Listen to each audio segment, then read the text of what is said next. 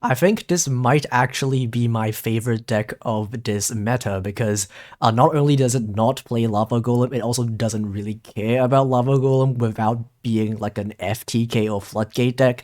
It just has a lot of mechanics inside the engine where it doesn't really get affected too much by your opponent's Lava Golem while not needing to play Lava Golem yourself. So I know this deck looks really expensive with, Nibiru's and Ghost Spells, but a lot of these hand traps are actually pretty cheap. Like Valor and Crow are cheap. Valor is from Character Jewels, and Crow is from box chips. Skullmeister is just completely free to obtain.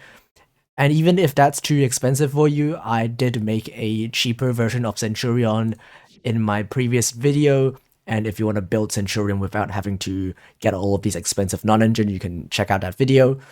But this is definitely a much better version in the meta, and it is actually really, really good, and one of the few decks in the meta game where you can get away with not playing Lava Golem and can play like 14 hand traps instead and still be actually a good deck. So the reason why this works is because the skill just gets you everything. Centurion is a deck with a fair amount of breaks, which is kind of one of the biggest weaknesses of why the deck isn't that good in the TCG or Master Duel. Like Archery, Gargoyle 2, and Wake Up, and the Trap. These are all garnets that you will not want to draw in the TCG or Master Duel, but because of your skill, even if you draw one of the bricks or one of the monsters that don't do anything, you can still reveal it with your skill and then add the field spell to your hand, and then that will still be full combo. So it turns a lot of these bricks into starters, which makes the deck a lot more consistent than it is in the TCG. And also, even if you draw a full hand of hand traps, if you go second, you can still full combo with 0 Centurions in your hand. That's something that decks like Salamangreat used to be able to do, even though this deck can only do this if you go second, because if you go first, you can't use the skill to just add Emblema Oath to your hand. But if you go second, it is perfectly reasonable for you to just draw 4 hand traps, and then when your turn begins, you just activate your skill, get 2 starters to your hand, and then just do the full Centurion combo without needing to open a single Centurion in your opening hand. So that's because of the second effect of the skill. If your opponent controls a monster, you just add an Emblema card from your deck to your hand, and then you send a Centurion or places a Centurion monster to your field as a continuous trap. So the reason why we're only playing a single copy of Emblema Oath, unlike the version that I showed before in the cheap Centurion video, is because what I figured out by playing this deck a lot more is that when you use the skill to add an Emblema card to your hand from your deck, you're actually oftentimes adding the Emblema Oath instead of adding the Emblema Salvation. Even though this card helps you go second by banishing one of your opponent's cards, oftentimes you actually want to add the Emblema Oath because this is not only a starter, it also lets you use the thing that you set to your field, because if you add Emblema Salvation and then you place a monster in your back row, you're pretty much forced to use a Salvation to get rid of the thing that you put in your back row, which means you're going 2 for 1, right? But if you instead add Emblema Oath, you can use the thing that you actually put on your back row. Like if you put Primera, for example, you can activate the effect of Primera, and then you try to do your combo, and if that gets stopped, you can still have the Emblema Oath in your hand to do a second push. So that actually most of the time works out better than having the quick play in your hand, because it gives you 2 pushes and plays around 1 interruption and still gives you full combo. And so that's why it is much better for this card to be in your deck than be in your hand, so that you don't have to add the quick play spell, add Salvation to your hand with the skill effect instead of adding the Oath. And Oath is obviously not that good when you open it going first, because you go through the Oath anyway as part of your combo, and it is harder once per turn. so it is better for it to be in your deck. So that is the reason why we are cutting down Emblema Oath to 1, which I think every Centurion deck in dueling should be doing. In a TCG, you don't do that because it is a starter, and the deck needs more starters in a TCG that don't use your normal summon. But in Duel Links, we have the skill that just adds it to your hand if you need it, so we can get away with only playing 1 copy. So the deck is just 14 hand traps. We're playing triple Nibiru, triple Ghost Bell, triple Veiler, triple DD Crow, and a double Skullmeister. These are the most effective hand traps in the current metagame. You could also try to play Draw and Lockbird, but if you do that, you can't play Nibiru, and I think Nibiru is slightly better in this metagame. And even against decks like Stardust, where they can end on Quasar, what you can do is when they summon their first Quasar, you can try to nib them that when they first summon their first Quasar before they use the Crimson Dragon effect. And when they try to negate that with their Quasar, you can chain Veiler to negate the Quasar. And even if they try to tag out with the Crimson Dragon, the thing that they tag out will still be immediately tributed by Nibiru. So that gets rid of the 2 Quasars using the single Nibiru in your hand. And even when they are going to have like the shooting star trap plus maybe like the quick synchro, you will have ways to play through that just by using your engine cards. And Skullmeister is also a pretty good card. It is also pretty cheap to obtain. You can use it to negate stuff like the Stardust Synchron from their graveyard when they use it for the Stardust Dragon. When they try to revive their own Synchron from the graveyard after they tribute for cost, you can negate with Skullmeister, or banish with Crow, or negate with Ghost Bell. And that will stop them from getting back the Stardust Synchron, and also, because they tributed for cost, they will also lose a monster on the field, which is pretty good. And the rest of the deck are starters. We have 2 Primera, 2 Trudea, 2 Archery, 2 Gargoyle, 1 MF6. All of these are starters because the skill can reveal it to add the field spell, and the field spell is obviously a starter of its own. And Emblema is also a less good starter, but if that's the only thing you have in your hand, it will still work. So we have a total of 12 starters, 9 monsters plus 3 spells, which is a pretty good number in a 30 card deck to be having. And obviously you get even more starters if you go second, because you just get to add Emblema Oath plus set a monster in your back row when you are able to use the second effect of the skill. And finally, we have the 4 bricks, Salvation, Wake Up Centurion, and the 2 trap cards. We're not playing the other trap card because this requires you to send a monster from your back row, and Emblema Salvation already does that. So you basically are going to have to choose between setting the Salvation or setting the counter trap, but the skill gets you to Salvation for free, so we will be using the quick play spell instead of the counter trap, even though the counter trap is a much stronger effect.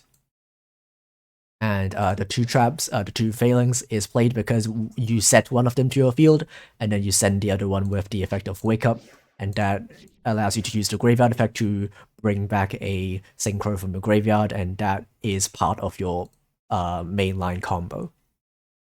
And even if you draw one of these bricks, it's actually not a big deal at all, because even if you draw something like a Salvation, you can just discard it with your field spell, and then the Synchro actually allows you to add it from your graveyard instead of from your deck, which will still enable you to use the effect even if you draw one of the Emblema cards. And if you draw any of the other bricks, that just allows you to search something else in your combo instead of searching the bricks, which will make your end board a bit better. So even if you draw any of these bricks, it just makes your end board better instead of making it worse. For the extra deck, we are just playing a pretty standard lineup for Centurion. I don't think there's anything special here. We're just playing 2 of the level 12 Centurions, 1 Primera Primus, 2 Quasars. You can make 2 in a 1-card combo, which I will show later. Red Supernova is sometimes better in certain matchups. And of course, we have the one Crimson Dragon that makes it all work. So with that said, let's actually show you a replay where I do the 1-card combo. Alright, in our first game, we're going first. We have a win streak of 15, and this is still going on, by the way. I have not lost a win streak as of yet. This deck is really, really good. And we're going first, so I'll show you what the standard combo is. So we can reveal any monster, discard a card to activate the effect of the field spell, go through Dea, set Primera, add Wake Up, activate Wake Up, get ourselves a level 4 token, and then we can synchro off to make the Primera Primus.